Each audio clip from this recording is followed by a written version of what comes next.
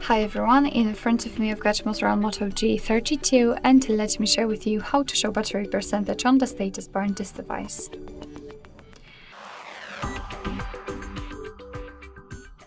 So first of all we have to enter the settings and then let's find the section with the battery. As you can see at the very bottom we've got this battery percentage option, so all we can do here is to tap on the switcher, and thanks to this the exact percentage of the usage of the battery will be displayed next to the battery icon. This is the only option we can choose, so unfortunately we cannot display the percentage inside the battery icon, etc., just next to the battery icon. Alright, so that will be all. Thank you so much for watching. I hope that this video was helpful, and if it was, please hit the subscribe button and leave the thumbs up.